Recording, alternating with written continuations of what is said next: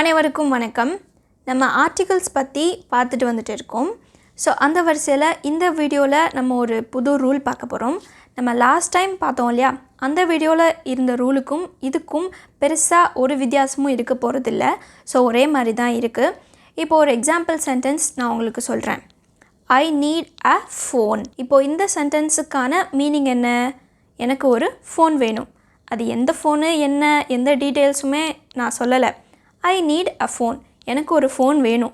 அது எந்த ஃபோனாக இருந்தாலும் பரவாயில்ல. இதே சென்டென்ஸில் ஆக்கு பதிலாக நான் த போடுறப்போ அந்த சென்டென்ஸ் எப்படி ஆகும் அப்படின்னா, ஐ நீட் த ஃபோன். அதாவது குறிப்பிட்ட ஒரு ஃபோனை நான் சொல்லி அந்த ஃபோன் எனக்கு வேணும் அப்படின்னு சொல்லிட்டு கேட்குறேன். So I need a phone அப்படின்னா ஸ்பெசிஃபிக்காக நான் எந்த ஃபோனையும் சொல்லாமல் சும்மா எனக்கு ஒரு ஃபோன் வேணும் அப்படின்னு சொல்கிற இடத்துல நம்ம யூஸ் பண்ணுறோம். இதே மாதிரி ஐ நீட் த ஃபோன் அப்படின்னா ஏதோ ஒரு பிராண்ட் நேம் சொல்லியோ இல்லை ஏன் முன்னாடி அந்த ஃபோன் இருக்குது, வேறு யாரோ அந்த ஃபோனை வச்சுருக்காங்க, அந்த ஃபோனு எனக்கு வேணும் அப்படின்னு சொல்கிறப்போ நம்ம த யூஸ் பண்ணணும். இப்போ அடுத்த example, I need a bike. எனக்கு ஒரு பைக்கு வேணும் அப்படின்னு சொல்லிட்டு நம்ம கேட்குறோம். இந்த சென்டென்ஸில் நான் எந்த பைக்கையும் குறிப்பிட்டு சொல்லலை, சும்மா அது எதுவாக இருந்தாலும் பரவாயில்ல, எனக்கு ஒரு பைக் வேணும் அப்படிங்கிற இடத்துல நம்ம யூஸ் பண்ணுறோம். இப்போது நம்மளோட ஃப்ரெண்ட் ஒரு பைக் வச்சுருக்கான், அந்த பைக்கை குறிப்பிட்டு நம்ம சொல்கிறோம், அவன் வச்சுருக்க அந்த பைக் எனக்கு வேணும் அப்படின்னு. இப்போ அந்த இடத்துல சென்டென்ஸ் நம்ம எப்படி ஃபார்ம் பண்ணணும் அப்படின்னா, I want the bike which Ram has. Ram வச்சுருக்க அந்த பைக் எனக்கு வேணும். இந்த இடத்துல நம்ம யூஸ் பண்ணிடக்கூடாது. I want to buy a bike which Ram has.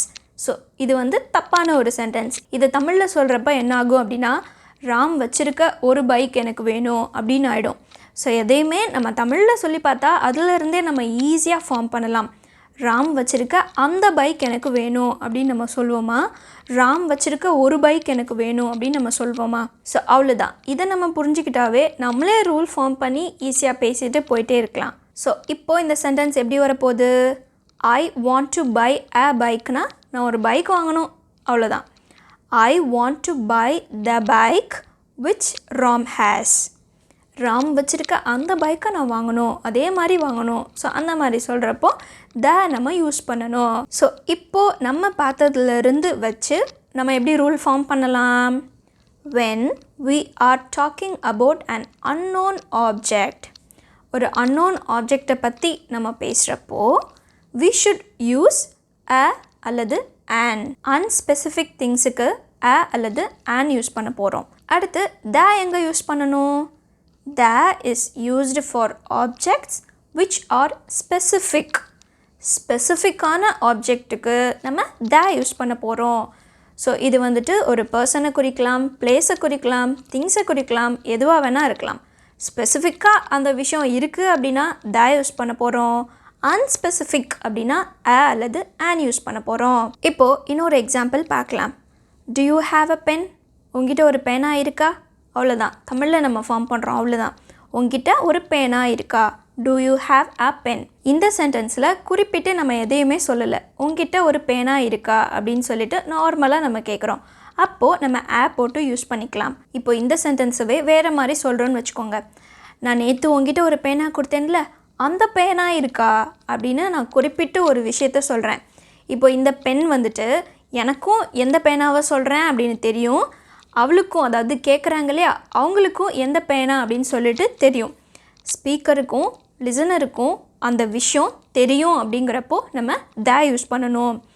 Do you have the pen which I gave you yesterday? Do you have the pen which I gave you yesterday? நான் நேற்று கொடுத்த அந்த பேனா இருக்கா? அவ்வளோதான். அல்லது where is the pen which I gave you yesterday? நான் நேற்று உங்ககிட்ட ஒரு பேனா கொடுத்தேன்ல, அந்த பேனா எங்கே அப்படின்னு கேட்குறப்போ வேர் இஸ் த பென். இப்போ இதே மாதிரி வேறு ஒரு எக்ஸாம்பிள் சென்டென்ஸ் இருக்குது. Have you applied for the scholarship? நான் என்னோடய ஃப்ரெண்டுக்கிட்ட கேட்குறேன், have you applied for the scholarship? ஸ்காலர்ஷிப்க்கு அப்ளை பண்ணிட்டியா? இப்போது இந்த இடத்துல ஸ்காலர்ஷிப்க்கு முன்னாடி நான் ஏன் த யூஸ் பண்ணியிருக்கேன்? ஏன் அப்படின்னா எந்த ஸ்காலர்ஷிப் அப்படின்னு எனக்கும் தெரியும், கேட்குறேன் இல்லையா என்னோடய ஃப்ரெண்ட் அவளுக்கும் தெரியும். ஸோ ஸ்பீக்கருக்கும் லிசனருக்கும் ஒரு விஷயம் தெரியும் அப்படிங்கிறப்போ நம்ம த யூஸ் பண்ணணும். have you applied for the scholarship. இப்போ இதே சென்டென்ஸில் வந்துச்சுன்னா அது என்ன ஆகும்? have you applied for a scholarship, ஒரு ஸ்காலர்ஷிப்க்கு நீ அப்ளை பண்ணிட்டியா அப்படிங்கிற மாதிரி இருக்கும். ஸோ இது வந்து சரியாக வராது. நான் கேட்குறது என்ன, அந்த ஸ்காலர்ஷிப்க்கு அப்ளை பண்ணிட்டியா, நம்ம எப்போயும் அப்ளை பண்ணுவோம்ல, அந்த ஸ்காலர்ஷிப் நீ அப்ளை பண்ணிட்டியா. அப்போ இதுக்கு கரெக்டான ஃபார்ம் என்ன, have you applied for the scholarship. போட்டால் தான் அந்த இடத்துல கரெக்டாக வரும். அடுத்து க்ளோஸ் த டோர் அப்படின்னு சொல்லிட்டு ஒரு எக்ஸாம்பிள் சென்டென்ஸ் இருக்குது. இப்போ இந்த இடத்துல டோருக்கு முன்னாடி நம்ம யூஸ் பண்ணியிருக்கோன்னா என்ன அர்த்தம், நமக்கு முன்னாடி ஒரு கதவு இருக்குது, அந்த கதவை நம்ம குறிப்பிட்டு சொல்கிறோம், அந்த கதவை ஸ்பெசிஃபை பண்ணி அந்த கதவை மூடிடு அப்படின்னு சொல்லிட்டு நம்ம சொல்கிறோம். இந்த மாதிரி குறிப்பிட்டு சொல்கிறப்போ நம்ம யூஸ் பண்ணணும். Close the door. I want bike அல்லது ஐ வாண்ட் தேட்னு நம்ம யூஸ் பண்ணிக்கலாம். ஐ வாண்ட் தேட் பைக், அந்த பைக் எனக்கு வேணும். ஸோ இந்த மாதிரி குறிப்பிட்டு சொல்கிறப்போ நம்ம யூஸ் பண்ணிக்கணும். நல்லா ஞாபகத்தில் வச்சுக்கணும், அவ்வளோதான். அடுத்து I need the book on the table. இங்கே எதுக்கு புக்கு முன்னாடியும் யூஸ் பண்ணியிருக்கோம், டேபிள் முன்னாடியும் யூஸ் பண்ணியிருக்கோம். நம்ம வந்துட்டு கொஞ்சம் தள்ளி உட்காந்துருக்கோம், நம்ம முன்னாடி அந்த சைடு டேபிள் இருக்குது, அதுக்கு மேலே புக் இருக்குது. ஸோ அந்த சைடு நம்ம வீட்டில் யாராவது க்ராஸ் பண்ணுறாங்க, அப்போ நம்ம சொல்கிறோம் I need the book on the table. So அங்கே நான் ஒரு டேபிள் இருக்குது, அதை குறிப்பிட்டு நான் சொல்கிறேன், அந்த டேபிள் இருக்கு இல்லையா, அந்த டேபிள் மேலே இருக்கிற அந்த புக்கு எனக்கு வேணும் அப்படின்னு சொல்லிட்டு குறிப்பிட்டு சொல்கிறேன். இப்போ நான் இங்கே போடுறனால எனக்கும் நான் எதை சொல்கிறேன் அப்படின்னு தெரியும், கேட்குறாங்க இல்லையா அவங்களுக்கும் அந்த புக்கை தான் நான் குறிப்பிட்டு சொல்கிறேன் அப்படின்னு அவங்களுக்கும் தெரியும். ஸோ ஸ்பீக்கருக்கும் லிசனருக்கும் அந்த விஷயம் தெரியுங்கிறப்போ நம்ம யூஸ் பண்ண போகிறோம். அடுத்து லாஸ்ட் 2 எக்ஸாம்பிள் பார்த்துட்டு நம்ம இந்த ரூல் முடிச்சுக்கலாம்.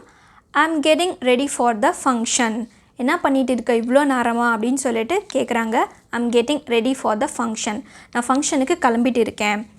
எந்த ஃபங்க்ஷன் அப்படின்னு எனக்கும் தெரியும், எங்கள் அம்மாவுக்கும் தெரியும். ஸோ இந்த ஃபங்க்ஷன் தான் இன்றைக்கி நடக்குது நம்ம ஊரில், ஸோ அந்த ஃபங்க்ஷனுக்கு தான் ரெடி ஆகிட்டு இருக்கேன் அப்படின்னு எங்கள் 2 பேர்த்துக்குமே தெரியும். அப்படிங்கிறனால அந்த ஃபங்க்ஷனுக்கு முன்னாடி நான் போடுறேன். இது I am getting ready for a function, நான் ஒரு ஃபங்க்ஷனுக்கு ரெடி ஆகிட்டு இருக்கேன் அப்படின்னு சொல்கிறப்போ என்னாகும் அப்படின்னா, நம்ம சொல்கிறோம் இல்லையா, அதாவது இப்போ நான் எங்கள் அம்மா கிட்டே சொல்கிறேன் அப்படின்னா எங்கள் அம்மாவுக்கு நான் எந்த ஃபங்க்ஷனுக்கு போகிறேன்னு அவங்களுக்கு தெரியாது. ஸோ எந்த ஃபங்க்ஷன்னு அவங்களுக்கு தெரியாது, நான் வந்து அவங்கக்கிட்ட சொல்லலை, ஏதோ ஒரு ஃபங்க்ஷனுக்கு போகிறேன், என்னோடய ஃப்ரெண்டு ஃபங்க்ஷனுக்கு போகிறேன். ஸோ அந்த இடத்துல நம்ம யூஸ் பண்ணணும். I am getting ready for a function. தமிழில் நம்ம பேசினாவே ஈஸியாக ஃபார்ம் பண்ணிடலாம். ஒரு ஃபங்க்ஷனுக்கு நான் கிளம்பிட்டு இருக்கேன்.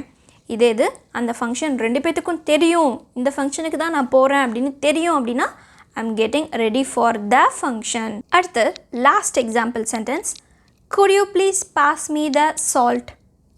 இங்கே வந்து சால்ட்டுக்கு முன்னாடி ஏன் யூஸ் பண்ணியிருக்கோம், எல்லோரும் உட்காந்து சாப்பிட்டுட்டு இருக்காங்க, அப்போ நம்ம முன்னாடி தான் அங்கே சால்ட்டு அந்த பாக்ஸ் இருக்குது. ஸோ அதை மென்ஷன் பண்ணி அதை குறிப்பிட்டு could you please pass me the salt, அந்த சால்ட்டை பாஸ் பண்ண முடியுமா, அந்த மாதிரி குறிப்பிட்டு நம்ம சொல்கிறப்போ யூஸ் பண்ண போகிறோம். மற்றபடி அன்னோன் ஆப்ஜெக்ட்ஸ் எல்லாத்துக்கும் அல்லது யூஸ் பண்ண போகிறோம். ஸோ லாஸ்ட் ரூல்லையும் நம்ம இதே தான் பார்த்தோம். ஒரு படம் பார்த்தேன், அந்த படம் நல்லா இருந்துச்சு. ஸோ அந்த மாதிரி ஃபஸ்ட் டைம் இன்ட்ரடியூஸ் பண்ணுறப்போ அல்லது நெக்ஸ்ட் டைம் அதே விஷயத்த குறிப்பிட்டு நம்ம பேசுகிறப்போ ஸோ இந்த ரூல்லையும் இதே மாதிரி தான் வரப்போகுது. நார்மலாக ஒரு அன்னோன் ஆப்ஜெக்ட், தெரியாத ஒரு விஷயம், எனக்கு ஒரு ஃபோன் வேணும், ஒரு பேனா வேணும், ஒரு பென்சில் வேணும், ஸோ இந்த மாதிரி குறிப்பிட்டு ஒரு விஷயத்த சொல்லாமல் சொல்கிறோம் அப்படின்னா அல்லது வரப்போது. மற்றபடி குறிப்பிட்டு ஒரு விஷயத்த நம்ம சொல்கிறப்போ அங்கே நம்ம யூஸ் பண்ண போகிறோம். இந்த பேனா எனக்கு வேணும், இந்த கலரில் இருக்கு இல்லையா அந்த பென்சில் எனக்கு வேணும், அந்த மாதிரி குறிப்பிட்டு நம்ம சொல்கிறப்போ ஸ்பெசிஃபிக்காக சொல்கிறப்போ யூஸ் பண்ண போகிறோம். ஸோ அவ்வளோதான். இந்த ரூல் உங்களுக்கு ஈஸியாக புரிஞ்சிருக்கும்னு நினைக்கிறேன். புரிஞ்சதா இல்லையா அப்படிங்கிறத கமெண்ட்டில் சொல்லுங்கள். தேங்க்யூ.